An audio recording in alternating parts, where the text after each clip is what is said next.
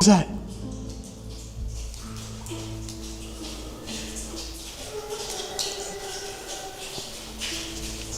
What the actual is that?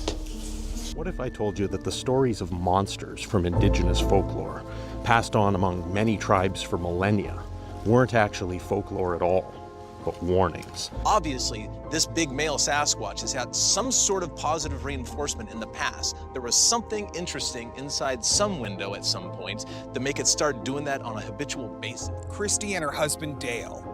At the town hall meeting, Christy said she was out hunting with her family when something large suddenly jumped up from the brush and ran past them. The wilderness may seem quiet and untouched, but beneath the trees and across frozen lakes, something watches.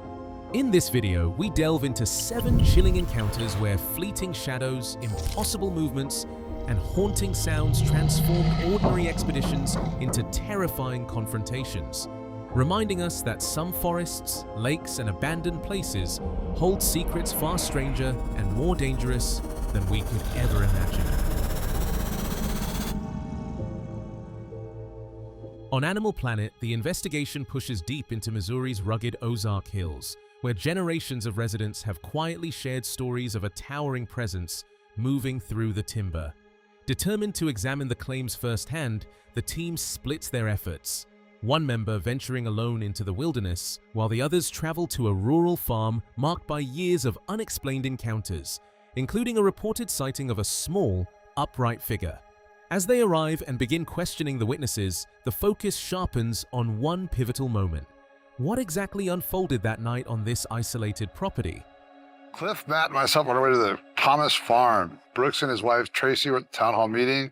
They were telling us about ongoing activity on their farm for the last several years. Is this it? Yeah. Well, tell us about what happened that night. The first pale leaves of spring were just brushing the trees, lending the forest a fragile, half-awake quality. While moving through the quiet woods in search of a horse, a sudden rustle in the undergrowth snapped attention upward. There, perched unnaturally in the branches, a shadowy figure waited, perfectly still. Then, with a motion both fluid and impossible, it dropped. Feet hitting the ground first, arms extended skyward before slamming down in a controlled, deliberate motion. In an instant, it vanished into the dense brush, moving with a speed and precision no known animal could possess. The woods fell back into silence, but the weight of that impossible presence lingered, undeniable and chilling. The leaves were just coming onto the trees. It was really early spring. I was looking for my horse. I heard a rustle in the brush over here. So I stopped and I whistled for my horse. Up in this tree, I saw a figure that was just sitting there, and I'll never forget the way that it dropped. It dropped in a vertical position with 2 feet towards the ground and 2 arms stretched up towards the sky. And its arms, when Its arms were straight up. Its arms went down as soon as it hit the ground, and it booked right into that brush. There's no possible way it could have been anything else. Brooks remembered the moment like a scene frozen in the forest. From the tree, a small, agile figure launched itself, barely clearing a few feet before hitting the ground. Its size, no more than 4 feet, belied the remarkable control and precision of its movement. Arms stretched, then swung in a fluid arc as it pivoted instantly, vanishing into the dense brush with an effortless speed. Observers noted how young Sasquatches often use the trees for vantage and stealth, tracking the movements of deer or other forest creatures. What unfolded in that brief, electrifying instant was a display of motion both startling and otherworldly, leaving an undeniable mark on those who witnessed it. Well, Bigfoots will do that, especially young ones. Gives them better visibility, especially if they're following animals like deer. So Brooks, you said when it dropped out of the tree, was it 3.5, 4 foot tall? It's probably, yeah, close to 4 foot. I'd like to get a better gauge of that, but since it was a baby squatch, not a big alpha male, it's more like a Cliff recreation. Sounds like it's time for me to shine. Sure. Baby Squatch is my rapper name. Bobo's usually the person to go do the recreations, but in this case, we have a Baby Squatch, and that has my name written all over it. DJ Baby Squatch. You said that it landed about 2 feet from the tree, right? Yeah. So arms straight ahead, just drop, Yep. and then turn right away and run. One fluid movement. Early spring had only just begun to touch the forest, with delicate new leaves brushing the branches and a thick layer of fallen foliage softening the ground. Above a wide open field, a small figure perched in the trees, yet moving with remarkable awareness and intent. Every motion suggested it was observing, calculating, tracking something unseen below. Then, in one fluid motion, it dropped to the earth and disappeared into the dense underbrush, running upright with a speed and precision no ordinary animal could achieve. The forest settled once more into silence, but the air remained heavy, carrying the undeniable impression of a presence both fleeting and utterly extraordinary. How big does it look compared to Cliff? About mid-torso on him. Really? Somewhere in there? Lower? About right there. Oh, that's Yeah. like 3.5 feet Tiny. tall. Just a little guy. It'd be like a 4-year-old human. The question is, why would a baby Sasquatch be up there, especially in the middle of the day, right? But this tree is really perfectly positioned to observe that large field right there. Maybe that's what that juvenile Sasquatch was doing up there, keeping its eyes on dinner.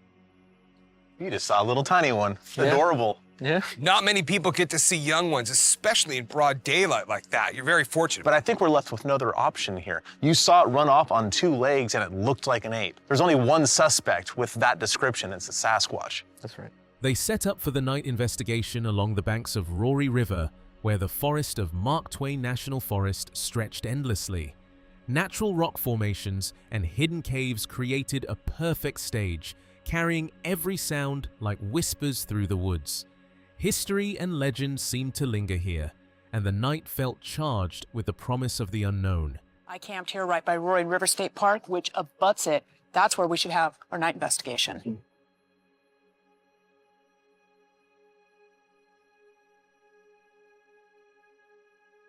We've got perfect conditions tonight. We've got no wind. In a couple hours, the moon will come up. We'll have darkness before then. Right on the edge of the Mark Twain National Forest with a bunch of caves around, and there's a history here.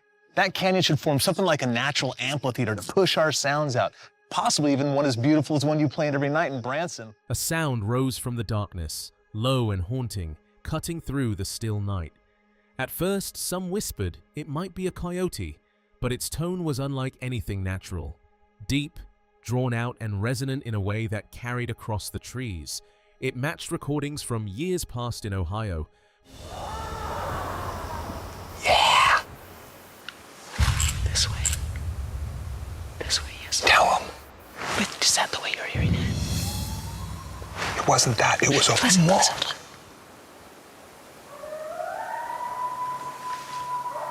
It was something much further. Right? We have coyotes close to us, but we both heard something off in the distance. Places where others had reported legendary Sasquatch sightings. Each note seemed to press against the shadows, deliberate and alive. There was no mistaking it. Something extraordinary was out there, and it was watching. I know she says now she thinks that was a coyote off in the distance, but she knew it wasn't in the beginning. This sound I heard, I have heard it before. I got the first recording of it in Ohio. It's definitely not a coyote. Ludicrous to suggest that. A long, baritone, moaning Ohio howl. Though the team never saw the figure up close, the haunting sounds, the fleeting shadows, and the sheer emptiness of the forest left a chilling impression. Proof that some encounters are not meant to be fully understood, and some corners of the wilderness, no matter how familiar, are far more dangerous after dark. Jay Bear, the daring explorer behind Exploring with Bear, is no stranger to the unknown. Known for venturing into shadowed forests and frozen wildernesses in search of cryptids, he's faced growls, shaking trees, and sights few dare to believe. Tonight, he returns to a remote lake, its icy surface hiding islands rumored to hold Bigfoot activity. Months earlier, Bear glimpsed what looked like a Bigfoot structure on one of these islands, a sight that has haunted him ever since. Now, with the ice uncertain beneath his feet and something enormous moving just beyond the tree line, he attempts a perilous crossing. Every step forward could bring him closer to the truth, or straight into danger. Super duper scary adventure. If you're new to the channel, I'm Jer Bear. I'm bringing you back where me and B was just at the other night. There was growling and trees shaking here. But not only that, there is a frozen lake. Now there's a couple islands on this lake as well. Now, on one of the islands, I have seen a Bigfoot teepee. It's like 5-6 months ago or something, and I've been waiting for the ice to freeze. The only thing is, I don't know for sure if the ice is totally frozen. So, this is now going to be my second attempt at trying to reach Bigfoot Island across this frozen lake with something big that runs around back here. Panic flared as holes marred the ice more than he had first noticed. How could this be? Why here? Each new gap made the frozen lake feel far more dangerous. One hole, then another, as if the ice itself was breaking apart beneath him. The smooth surface that had seemed so inviting now felt unpredictable, alive, and threatening, turning every step into a nerve-wracking gamble. Oh man, look at that.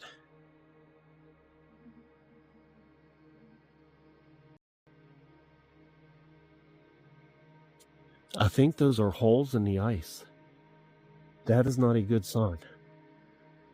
How is that possible? Why do we have holes in the ice?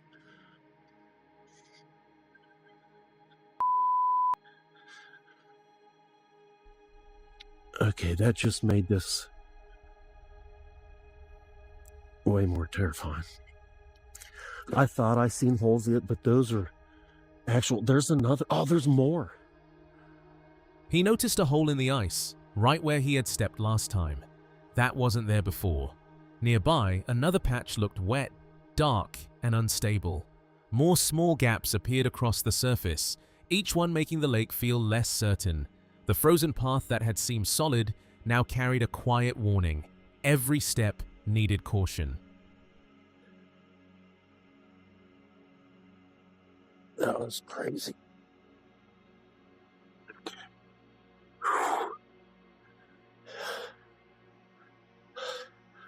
Why does that spot look wet now over there?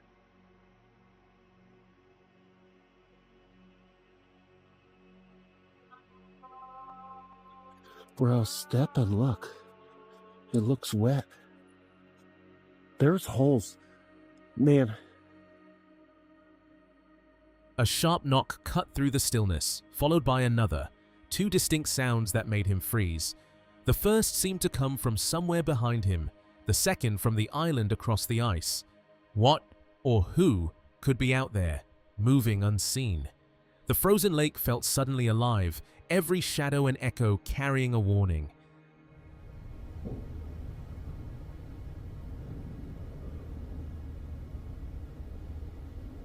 That was like a knock.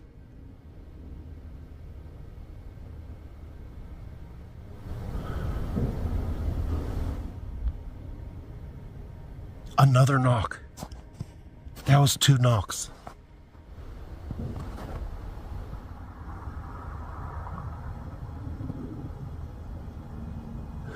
You guys heard that? Okay, now I'm confused. The first one actually sounded like it came from back here. The sound came again, louder this time, sharper.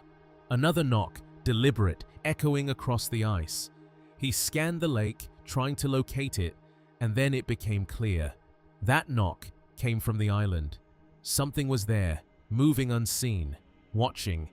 The silence that had felt safe now carried a quiet tension, and every step forward felt heavier, uncertain. I didn't even do that one that loud. Did you hear that? Hold on. Where's that? Hold on.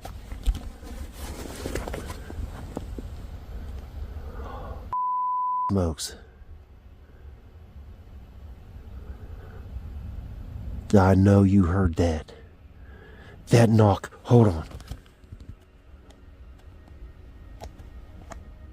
A sudden sting on his face made him start, every sense on alert. Something stirred in the darkness behind him, subtle but unmistakable. Shadows seemed to shift and stretch, and the frozen lake no longer felt predictable. Every movement carried a weight, every sound set him on edge. Whatever was out there was close, observing, and very much aware of him. Oh my goodness, man. My heart's freaking pounding. I'm super duper on edge. Something's back there. Again.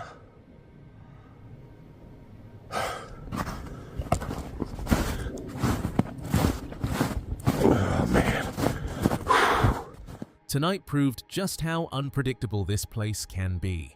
Between the faint knocks from Bigfoot Island, the ice threatening to give way, and that unnerving sense of being watched, the forest never lets go of its secrets. Every sound felt like a clue, every shadow a hint of something just out of reach, creature of the night or something entirely unknown. The lake could have been a trap at any moment. There are more questions than answers, more echoes than explanations. And one thing is certain, this forest still has stories to tell, and he isn't done listening yet. The sun was climbing high as Mo Sergi led the team back to the abandoned mine, its crumbling entrance hiding stories the forest refused to tell. Beyond the tangled trees, the lake shimmered like a silent witness, and every rustle hinted that they were not alone. Over the next few days, they would camp, explore, and chase whispers through the woods, each step a gamble, each shadow a question. Could the legendary creature they sought finally reveal itself? What's up, you guys? Welcome back to another video. Hope you're having a wonderful day. Today we are back at the abandoned mine. You guys remember we did a Bigfoot video in the wintertime. It was about 10 minutes away from here. Now this whole forest is connected. The lake is connected. It's all connected. Now, who's to say Bigfoot isn't coming to the mine? You know what I mean? So we are going to be spending a few days here and just investigating and hanging out, camping. So hopefully we capture Bigfoot today. That'd be really awesome. The tunnel yawned ahead, black and silent, swallowing every ounce of light. Faint, unplaceable sounds flickered through the air, scratches, whispers, something moving just beyond vision. With each cautious step, the feeling of being followed grew, a cold presence pressing against the back of his neck. Then, a sudden shift in the shadows made him spin around, yet the darkness seemed to breathe, alive and watching. I'm going to go this way to the creepy, dark, scary tunnel, hoping I capture something creepy on camera. The guys kept saying that they were hearing some weird things in here. I don't know what kind of things, but I think I might find out. What the f? I felt like something was just following me and I turned around.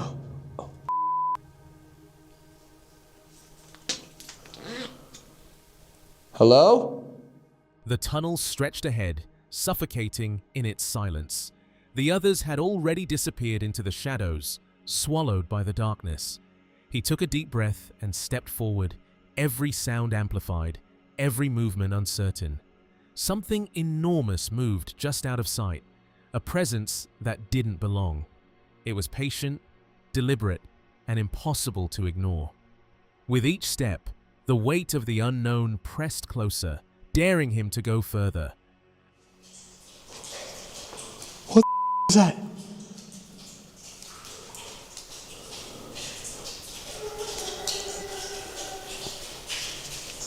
What the actual is that? There's something there, like actually something there. A sharp, sudden sound tore through the tunnel's stillness, echoing unnervingly off the walls. Shadows seemed to twitch in response, as if the darkness itself had shifted. Every step, every breath felt magnified, and an unshakable sense of being watched pressed in from all sides. The team's cameras captured the faintest flicker of movement, but nothing fully revealed itself. In that suspended moment, it was clear. Something unseen was aware, deliberate, and waiting for them to make the next move. What the? Okay, we all just heard that. That was the gravel that I heard inside. What? Dude, we searched through the whole area. Wait, is there something there? The truck sat battered, the echo of the impact still lingering in the air. Nothing about it made sense. No animal should have moved with such force, precision, or disregard. A heavy silence settled over the scene, thick with unasked questions. Was it a Sasquatch, a moose, or something far stranger, something deliberate? Every instinct screamed that this was no ordinary encounter, and whatever had struck them had left a warning that couldn't be ignored. All right, listen, I'm not saying it's Bigfoot, but what if it was Bigfoot? Or what if it was a moose or a bear? Something. Oh, it was enough to shake the RV. Yeah, like I felt the sound of the hit. And then we have a big ass freaking hit on his truck right now. But like, I'm trying to understand. How does a moose or something just run into that? That makes no sense to me. Like, why? Can it not see that there's a truck here? Like, it's just running? You know what I mean? I'm actually genuinely pissed off right now. Like, his truck just got damaged here. As they scrolled through the footage, an unfamiliar sound sliced through the silence. Sudden, deliberate, and impossible to ignore. Then, a flash on the screen. 2 glowing eyes, fixed and unblinking, staring from the shadows. For a heartbeat, time seemed to freeze. Nothing moved, yet everything screamed presence. What had been just a vague noise seconds before was now undeniable. A living, watching entity, caught in the lens, but still shrouded in darkness. What was that? Hey, what's that sound? Hold on, I'm gonna go back. Turn up the audio.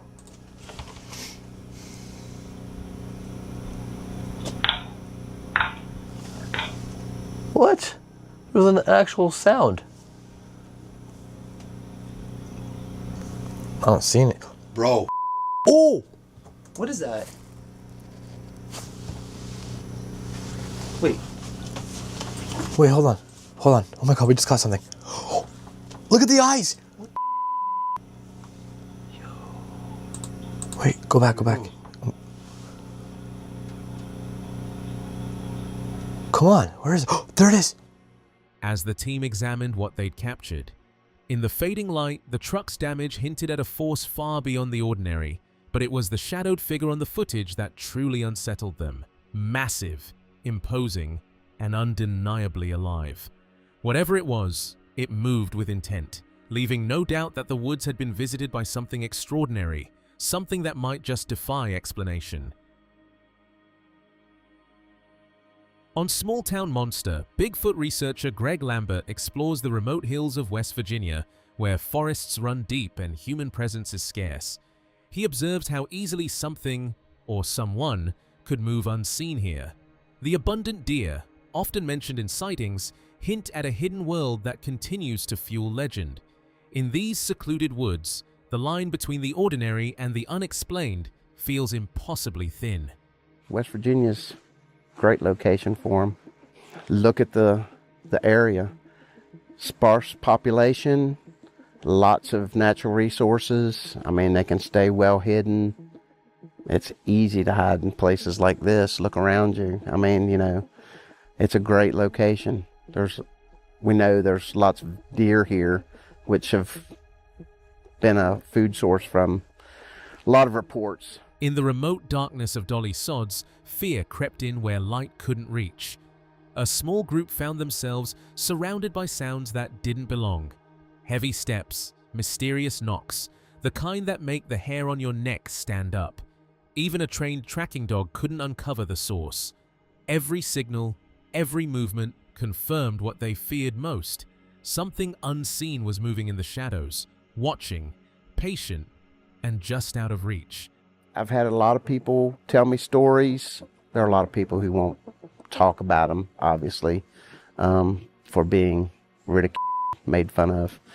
From Dolly Sods, there was a state trooper with some of his friends, and they had something stomping around them in the dark, and they were scared. They had their guns out, had their flashlights out, trying to see what it was. But he had also told me that he was training his German Shepherd to track. And he sent a friend of his out, and the friend said, well, I'll pick up a stick or something and hit a tree so you know when to send the dog, see if he can find me. So he hit the tree, and he let the dog go, and he started walking that direction, and he heard knocks again, and he said... Encounters happen with surprising regularity, at least a couple each week, and sometimes more. Many of the local mountain men, cautious and sincere, lean in to share their experiences, wary of being ridiculed. Yet the stories often echo one another. Strange howls drifting through the trees, sudden knocks on trunks, and the unnerving curiosity of something watching. Some tales reach far back, stretching into the early 1900s, hinting at a long history of the unexplained lingering in these hills. I would say we get at least 2 a week, and we've been open a year, at least. I mean, sometimes it's more. And I mean, some of these mountain men that come in, you know they're not pulling your leg, because a lot of them are like, they'll sidle over to you and they're like, this isn't a joke, right? You really believe this, right? And then they'll tell you their story because they're afraid to be embarrassed. But so often these stories are very similar, and the characteristics that they're talking about, like false charges, the howling in the woods, the tree knocks, or just the curiosity of the animal, again, very similar. And they go back. Some of these go back pretty far in this area. I mean, like back to like 1900 and before. Family secrets began to surface when a woman finally spoke. Years ago, on her way home from a class, she witnessed something crossing the road. A towering, two-legged figure, impossibly strong, moving with the gait of a giant gorilla, disappearing up the mountainside. Once her story came out, other relatives and locals hesitated no longer, each recounting encounters that mirrored hers, weaving a web of strange, unsettling sightings that had haunted the region for generations. She was like, well, okay, since you've told me this, she told me about a sighting that she had when I was a kid. And she was taking a free class over to community college. And when she was on the way home, she had a creature walk across in front of her vehicle and go straight up the mountain. And she said it was on 2 legs, and she said it was like a big gorilla. So, you know, that we're looking at something like that. My family members started opening up, and then, you know, some of the other people that would just hear about the story, they're like, oh, well, I got something to tell you, you know, something like that. Daniel Burney grew up in Randolph County, in the quiet town of Norton, West Virginia. Curious and adventurous from a young age, he spent his childhood exploring the hollows and dense woods that surrounded his home. He was already learning his father's routines, like gathering firewood at night with his siblings and their loyal dog, Whiskers. Those evenings wandering the shadowed woods shaped Daniel's fascination with the mysteries that lingered just beyond the edges of everyday life, secrets that would follow him into adulthood. I grew up in Randolph County, and I lived down at a town called Norton, West Virginia. And we lived up in a hollow there. And I was only 12 years old. Dad had a system for us kids to be able to go out at night and get armloads of firewood. He had these lights strung on these 16-foot poles out to the wood yard. And we had a big wood pile out there. They had a fire going, so he asked me and my brother and my sister to go out and get firewood. His siblings vanished into the night, leaving Daniel alone with the dark. A heavy, ragged breathing echoed from the shadows. He dropped his load and ran, but instinct pulled him to look back.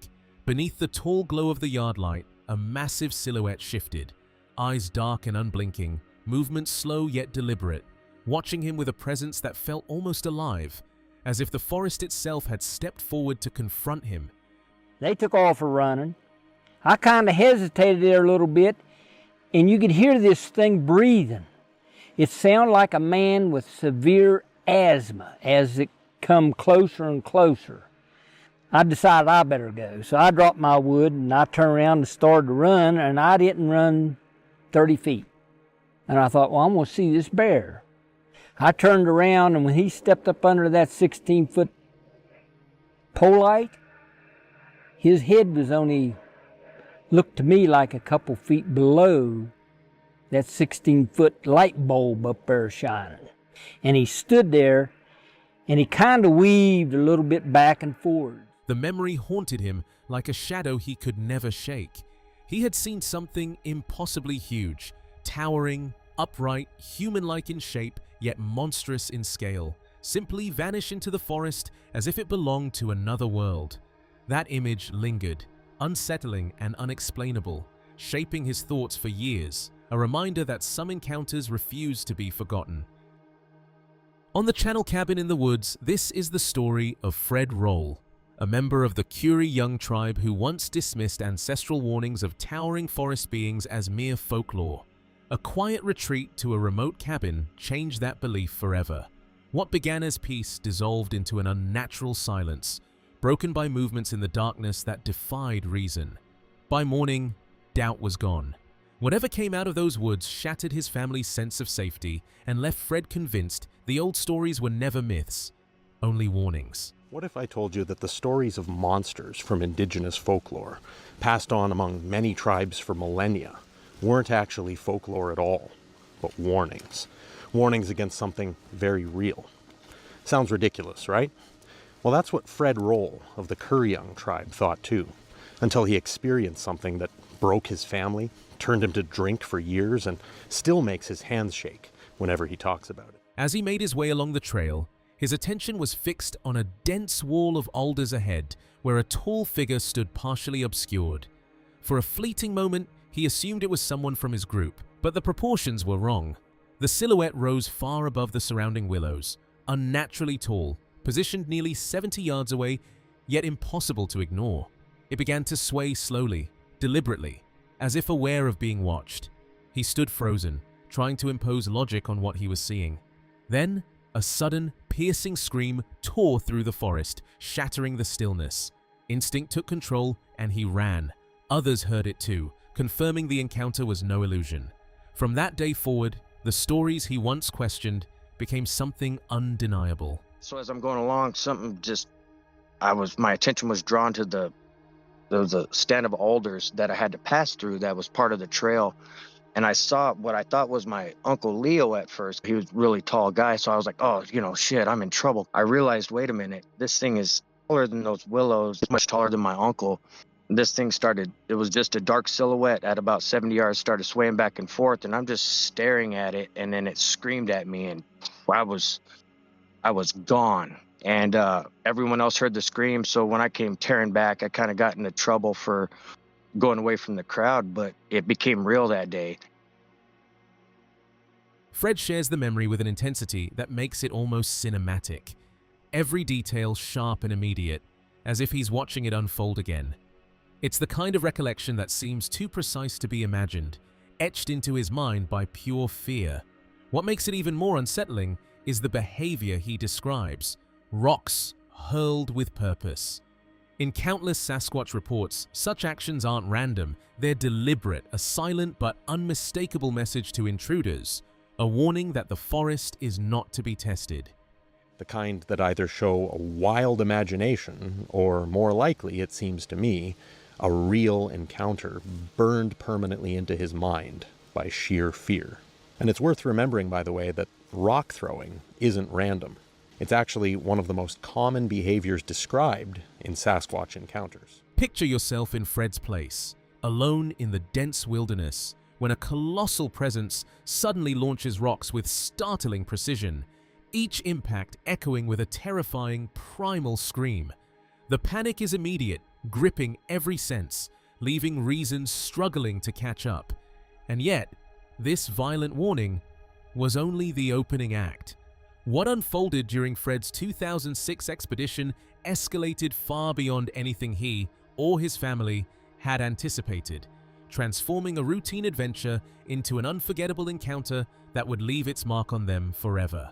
In Fred's shoes for a moment. You're deep in the wild, and something over 10 feet tall is hurling rocks at you while screaming in rage. Terrifying enough, you'd think, right? But here's the thing.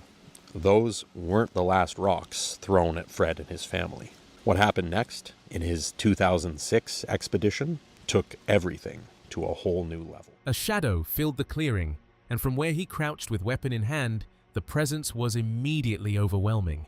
When his eyes finally adjusted, the creature loomed over, impossibly massive and utterly still. Through the narrow sliver visible between the weapon and the ground, only the bridge of its nose and of its brows could be seen, but that was enough to reveal its staggering scale. Its eyes, wide-set and glossy like dark polished stones, held a sharp, almost human intelligence. Even in the faint light, they glimmered with a haunting, watchful glow that refused to be ignored. From where I'm standing, from the end of the barrel of that shotgun, it was like maybe 2.5 feet, maybe. It was right there. But when we turned and looked, this thing was looking down at my cousin, and we only saw from the bottom of the nose to the top of the eyebrows of this thing in that 18-inch space. humongous. The eyes had to have been a foot apart. The eyes were like black translucent marbles. There was life in them because you could see the I guess, the light of life, if you will. If this were a made-up story, why claim such a precise detail? Yet Fred insists, 14 feet tall. A seasoned hunter and fisherman, his eye for scale is unshakable. Though incredible, the height matches other credible accounts, lending his memory an unsettling authenticity. Why add such a strange detail that you didn't even personally witness, and one so oddly specific? Then there's the height, 14 feet. People might scoff at that, but Fred's not the kind of guy to wildly overestimate. He's a seasoned hunter and fisherman, someone who's relied on his eyes and judgment to survive dangerous situations for decades. It's obvious when you talk to him that he knows distance, scale, and perspective better than most. Watching Fred, his unsteady hands, haunted eyes, and raw, trembling voice, it's clear this isn't a story. He faced something real and survived. That's why tales like this matter. If even one is true, it rewrites what we think we know. On DMAT UK, the BFRO team confronts a story that seems almost unbelievable. Lorraine, a practical farm girl, claims she saw a massive hair-covered figure peering into the doorway of an abandoned trailer in broad daylight.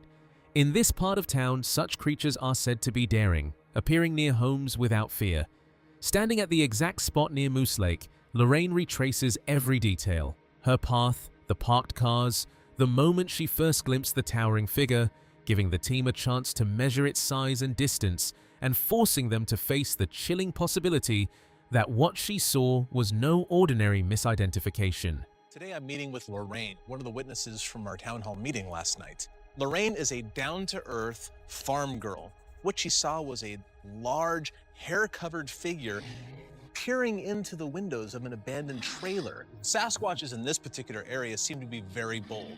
They're out during the day, and we have numerous reports of them actually peeking in windows. I want to see how big this thing was and what distance she saw it at in case there's a misidentification. Lorraine guided the team to the trailer, pointing to the exact doorway where the towering figure had lingered, its hand pressed against the frame as if trying to peer inside.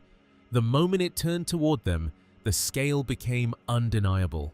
Careful measurements revealed the creature's head nearly brushed the top ledge, an astonishing 9 feet of sheer height. Lorraine's words caught in awe. The shoulders, the massive head, the sheer presence, it was impossible to mistake. In that instant, Cliff realized this was no ordinary sighting. It was a confrontation with something truly immense and unnervingly bold. Well, I was heading to Moose Lake, and I saw these cars. Then I glanced over there, and I saw that thing. He had his hand on one side of the windows, and he was kind of looking in there, like a nosy person. Then he turned, and he kind of looked this way. Let's go over to the trailer, and I can take some measurements and try to figure out how big that guy you saw He was big. Well, let's go take a look. Sure, fine. Imagine a creature nearly 2 feet from chin to crown, its sheer size impossible to ignore. Lorraine had never seen anything so immense. In this area, these beings are known to peer into windows, driven by curiosity or past encounters that reinforce the behavior. This towering male moved with purpose, a bold intelligence in every glance, leaving the team both unsettled and awed by the sheer presence of something so extraordinary. These Sasquatches are looking in windows because they're wondering what's going on inside. Obviously, this big male Sasquatch has had some sort of positive reinforcement in the past. There was something interesting inside some window at some point to make it start doing that on a habitual basis. Now Renee and Cliff joined forces as they made their way to meet Christy and her husband Dale, drawn by the chilling encounter she described at the town hall. While out hunting with her companions, a massive figure had suddenly surged from the brush, vanishing almost as quickly as it appeared, leaving an eerie stillness behind. With the location near Bobo's recent investigation, the team picked him up first, as they approached the spot where the ordinary world had collided with something vast, mysterious, and undeniably real. The Christy and her husband Dale. At the town hall meeting, Christy said she was out hunting with her family when something large suddenly jumped up from the brush and ran past them. Since the location is so close to where Bubba was investigating, we decided to pick him up before heading to the location. You're alive! At the clearing, Christy showed the team where it had all unfolded.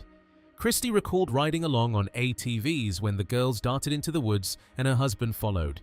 Then, without warning, a massive figure emerged into the open, its every step shaking the earth beneath them, torn between awe and disbelief as the creature moved with terrifying speed and undeniable power.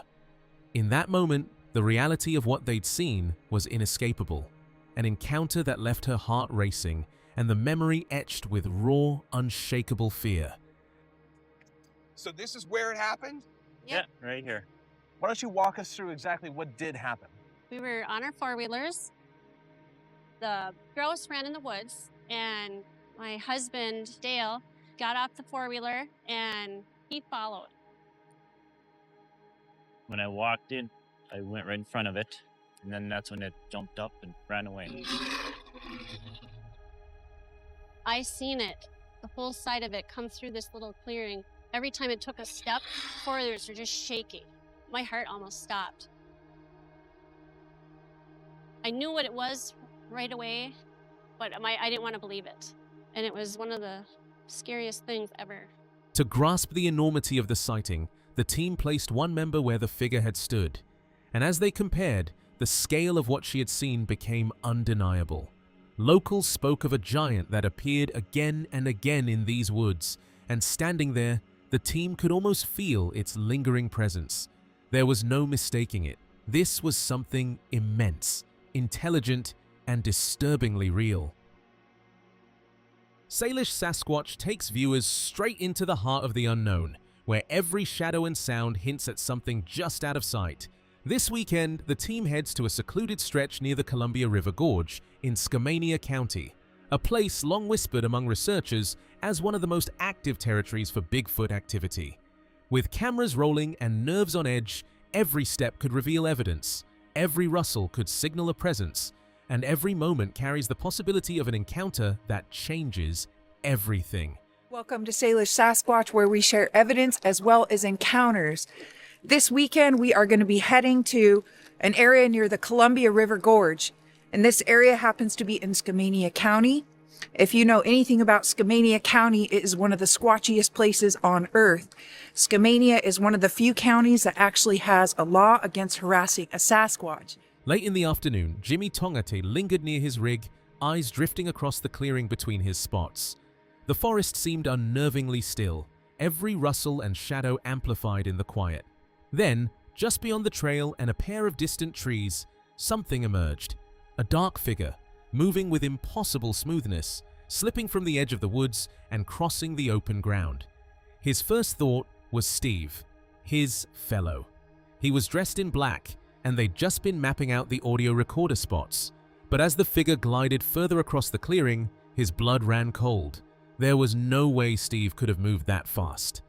About 4:30, I was standing right over here in front of my rig, kind of in between mine and Steve's, and I looked out here, so you see the horseshoe there, then the two trees, straight out that way, about 100 yards, I saw a jet black figure move from right to left. It like stepped out from behind a tree and walked across, and I thought it was Steve because he's wearing all black, and we'd just talked about where we were going to put audio recorders. And so I look and I see it walk across there, and I'm like, how the did he get over there so quickly? What Jimmy saw stood a good 1.5 feet taller than any human nearby. Unlike the massive, hulking figure he had glimpsed on a previous outing, this one was lean and slender, yet its jet black form carried an eerie, almost unnatural presence. Every movement was deliberate. Every shadow it cast amplified the sense that something was watching, something far beyond the ordinary. And Sarah, what I saw was about 1.5 feet taller than Steve. Steve's 6'2". Steve is 6'2". And it wasn't as bulky as the one I saw in North Bend. It was more like lean, but it was jet black. Marcus, a seasoned tracker with years of experience in the backwoods, had a sixth sense for the unusual.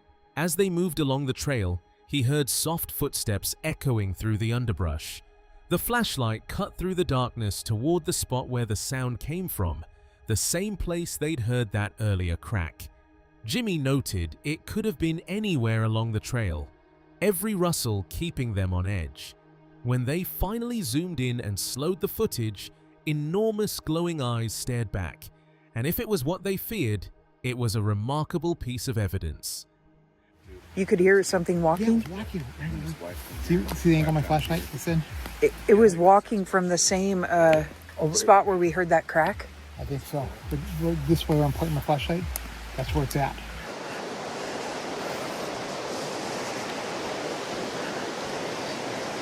So it could have been, like Jimmy said, anywhere over here. Or even, we heard something crash over here. So it could have been over there, or it could have been anywhere along this. Very interesting though. And if it is what we think it is, it's a fantastic piece of evidence. At that distance where you'll see it zoomed in and slowed down, those aren't no little peepers. Those are some big glowing eyes. When Jimmy looked to where Steve had been, the figure loomed at least 7.5 feet tall, jet black, and impossibly dark. Lean but massive, it moved with quiet, deliberate steps, arms swinging, legs shifting, head tilting, yet there were no details, no features, nothing human, just a silent, watching presence that made the forest feel alive. Once I saw Steve standing where it was significantly bigger than Steve. So Steve is 6'2". This was probably a good 7.5 feet tall. It was much bulkier, but it wasn't like buff like the one I saw in 2024. The cinnamon color one. This one was jet black. I could see everything from the head down to the legs as it stepped. I could see its arms move, but it was so black there was no detail. In the backwoods, evidence rarely announces itself. Sometimes it's a distant shape or a fleeting sound. Other times, it's unmistakable, like what Jimmy recently encountered. Over countless campouts, the team has collected audio clips and subtle movements, each one logged because even the smallest clue can point to something extraordinary. On Small Town Monster, Gail Beatty ventures deep into the Hudson Valley, a place famous for strange lights in the sky and even stranger footsteps on the ground. Between dense forests and hidden trails, signs of Bigfoot have been quietly accumulating for years. Massive footprints, fleeting glimpses, and eerie noises that seem to follow the explorers. With a mix of curiosity and careful investigation, Gail brings these hidden stories to light, revealing a side of the valley most people never see, and challenging what we thought we knew about the world around us. Hudson Valley is notorious for UFO sightings, and definitely there's a lot of Bigfoot activity here. As you can see behind us and all around us, we've gotten so much evidence of Sasquatch in this area that it's time to get it out to the public, I guess you could say. Steve Coles, an investigator and storyteller fascinated by the unexplained, shares the eerie legends of the Hudson Valley and surrounding regions, where history and myth often intertwine. He recounts how Samuel de Champlain, while traveling the St. Lawrence River, learned from the people about the massive, hairy man-beast said to roam the forests. Decades later, in the 17S, Roberts Rangers, the British troops whose tactics would inspire the US Army Rangers, reported a strange encounter, bears seemingly throwing rocks at them. While physically impossible, so if it wasn't bears, then what creature or force was daring enough to challenge men in the wilderness? These accounts reflect a land where the unexplained lingers, and the line between reality and legend grows thin. When Samuel D. Champlain was traveling up or down the St. Lawrence River, he had got in contact with the Micmac Indians, and they had talked about stories of the Gogu, which meant hairy man beast. So that was one story. There was another account of Robert's Rangers in the 1750s. Now, Robert's Rangers is the military, the Revolutionary British contingent that the United States Army formed their Rangers on. And one of their reports in the 1750s spoke about a group of bears throwing rocks at them. And we all know bears can't throw rocks. In the Hudson Valley, whispers of Bigfoot linger in the shadows, yet some indigenous elders tread carefully around the subject. They rarely share what they know, perhaps out of caution, tradition, or a belief that certain truths are not meant for outsiders. Their silence only deepens the valley's enigmatic reputation, hinting that the forest holds secrets far older and stranger than most are willing to speak aloud. Some indigenous friends that when I bring up the subject of Bigfoot, they kind of shy away from talking about it, which, you know, that's fine. I mean, they don't have to tell me everything, but they don't really talk about it. I don't really understand why, but they just don't. They might not know very much about it, or they may not want to discuss it with someone else, I guess. In Lower Dutchess County, New York, near the winding paths of the Appalachian Trail, Brian's family experienced something they couldn't explain. A relative, normally quick to dismiss tales of Bigfoot or aliens, caught sight of a figure moving unnaturally through the forest one quiet June morning. The image was fleeting but unforgettable, a shadow that vanished into the trees almost too fast to believe. Driven by curiosity, Brian returned to the area the next day, retracing the winding roads and dense woods, searching for any trace of the mysterious presence that had silently watched from the shadows. From Pauling, outside of Pauling, New York. It's about an hour south of here, but Lower Dutchess County. I have a close family member who doesn't believe in, they believe in ghosts, but talk about Bigfoot or aliens, no, come on, get out of here. You believe in that, right? So anyway, they're driving on a June morning, maybe 4 or 5 years ago, and a company car, and they look up and they see something walking off the road. And they texted me and said, I just saw something run in the woods. 10 minutes later, it was Bigfoot. I said, I gotta hear this. The next day, we drove up and down that wooded road for miles. During the 1980s, strange reports began surfacing across the Hudson Valley. Stories of a towering, shadowy creature moving silently through the forests. One of the most curious tales came from Bruce Hallenbeck, and his grandmother reported strange visitors slipping quietly through their backyard. Hoping to provoke a closer look, Bruce placed food atop a makeshift feeder, and what appeared next was both unsettling and extraordinary, suggesting an intelligence and awareness far beyond anything they had ever imagined. It was so prevalent. Of course, there's the story with Bruce Hallenbeck and his grandmother and her sightings and some of his experiments he did. I really think that it's Bigfoot. Oh, he was big, tall, and he was standing on his 2 feet just like a person, and covered with black hair. Oh my, terrible looking thing. It's very elusive, whatever it is. In fact, Hallenbeck says this thing is so elusive that he'll sometimes see tracks and then they suddenly stop, as if the creature had vanished into thin air. The more you investigate, the weirder it gets, especially when you find those mysterious tracks, some of which have 3 toes, some of which have 5. It seems as though the creature is almost paranormal, that maybe it's something that's not quite of our reality, like a ghost. Maybe it can appear and disappear at will. I realize that sounds pretty wild, but I know there's something out there, and what it is, I have no idea. Whispers of Bigfoot appears across almost every corner of the state, but Kinderhook and Whitehall seem to hold a deeper, darker focus. What once seemed like a handful of sightings now stretches into the hundreds, each encounter more mysterious than the last. These forests aren't just local legends. They're part of a puzzle that spans the globe, hinting at a presence that watches from the shadows, always just beyond reach. state, you would come up with a history of Bigfoot reports. And so I don't know if Kinderhook and Whitehall are any different from other communities, but they just happen to be areas that have been sort of put under a magnifying glass, and you can see how many sightings. For instance, when John Green wrote his book, The Apes Among Us, I think he had 11 sightings in New York and a few in Vermont. And then when we looked at that region, there's actually hundreds. So these are hot areas, but it's an all-encompassing global enigma. On the latest adventure from Sozo Bear Films, the team set out to uncover something real in the heart of Appalachia.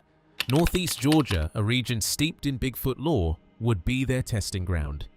As dawn broke on a crisp October morning, the crew prepared to visit Expedition Bigfoot, the site with perhaps the strongest evidence of these elusive creatures, hoping the woods might finally reveal what has long remained hidden.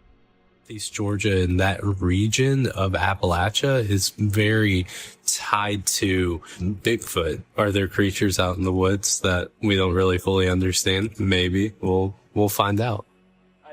It's 5:30 in the morning. It's October. It's officially spooky season. We're heading to Ellijay, to the place that has probably the most actual evidence of Bigfoot's existence. It's called Expedition Bigfoot. We're getting ready to head out there now. As soon as the idea for the investigation took shape, the team knew exactly who to call. Vic Navarro, a family friend who had long been their gateway into the paranormal. Tales of strange noises and unexplainable events had always been dismissed as pranks or imagination. My instances, I've written about it and all this other stuff, but I've kept it to myself well until now. So as soon as the idea for this project came up, I thought we should contact Vic Navarro. He's a friend of the family that I've known pretty much my whole life, and probably the first person to really introduce me to the world of the paranormal. But now, standing on the edge of the unknown, they couldn't ignore the possibility any longer. Something was out there in the woods, and the question hung heavy in the air. Sooner or later, everybody's going to have to face the facts that we're not alone. Bigfoot is real, so what do we do about it? Where are we? If Bigfoot truly exists, where would they even begin to find it? Justin McCullough, a lifelong resident of Northeast Georgia and a well-known local Bigfoot witness. I just felt like it was important for people to hear about it. And maybe that will get people to, tell their stories too. We just put the boys down for bed, and my dog usually goes outside with them before I, put him up for the night. So we went out there. He just stops. Has spent years exploring the region's dense forests and collecting first-hand accounts of strange sightings. And he immediately just starts visibly getting, shaking, and runs back inside and hides. He's never done that before. But I was listening, and I heard all these weird ape-like noises, and I could see, looks like something standing in the woods. That's when I knew something was actually close. And then all of a sudden, I started getting really scared, a really weird feeling, and it felt like something pressed into my thoughts. He recalled one night that would forever change his perspective. Night had fallen, and the house lay quiet, save for the soft breathing of sleeping children. But the familiar routine of stepping outside with the dog turned instantly wrong. The animal froze, quivering, then bolted inside, terrified. From the edge of the darkened woods came low, guttural calls echoing like something not quite human. Shadows shifted, and a massive, indistinct shape loomed between the trees. In that instant, a bone-deep fear settled over him. Whatever was out there was real, and it was closer than anyone dared imagine. And he's like, here, let me ask you some questions. And then when he asked me if I felt anything press into my mind. The episode set out to uncover the secrets hidden within the old cemeteries of LJ, Blue Ridge, and Blairsville, places where history and legend collide. Moving carefully through the twilight, the team respected every resting place. But an eerie stillness always seemed to follow them. No rustle of leaves, no chirp of insects, just a heavy, unnatural quiet that made the hairs on their necks rise. Area group out, we make our choice where we're going to go, and we always try to go to the most active area at the time. Learning all these different things about them, you know, a lot of folks think, okay, we can all just go right here in the forest and go to beating on trees and everything, we'll get a response. That's true. You probably can't. You may not get the response you want. Start off with, we're going to ease up here in this little wood line right here, and with the hopes and chance to hear something or get a chance to get a glimpse of something. Later, as they examined the photos, one frame stopped them cold. A towering, shadowy figure, eyes glowing like embers, hunched and alert, watching from the edge of the graveyard. The moment confirmed what they had long suspected. Some presences in these woods are far from ordinary. The encounter happened in the late summer of 2018, deep in the rugged mountains of North Georgia. While inspecting a property along the edge of vast stretches of untouched forest, the witness noticed movement in a clearing ahead. At first, it seemed like a person, or perhaps an animal, but then the figure halted, motionless and tense.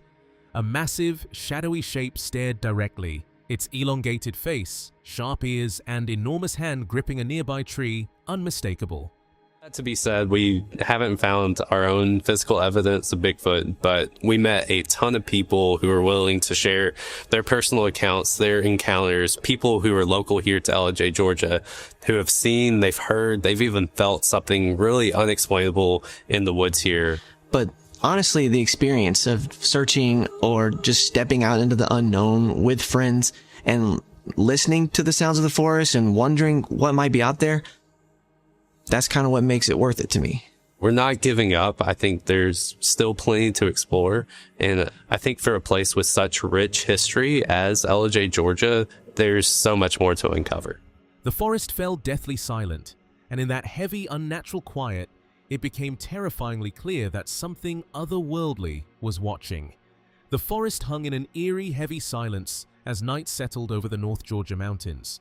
Amid the shadows, a massive figure moved behind a low-hanging branch, revealing its towering size. Faint, deliberate noises stirred in the underbrush. Start off with, we're going to ease up here in this little wood line right here, and with the hopes and chance to hear something or get a chance to get a glimpse of something. These critters are like excellent mimickers. They can mimic all kind of wildlife sounds. And up here, it just seems to be that one of the sounds they love to mimic is an owl. And when you're out there and you get to hear that, where one's trying to mimic an owl is not that loud. It's not that chesty, boisterous, loudness of a regular owl. Urging a hasty retreat to the truck. Only once inside did the true weight of the encounter sink in. A chilling reminder that the woods conceal forces beyond imagination. In the end, the woods are never empty. Shadows move with intent, sounds whisper from nowhere, and whatever watches from the darkness leaves a mark you can't forget. Some places don't forgive curiosity, and those who wander too far may realize that being seen is only the beginning.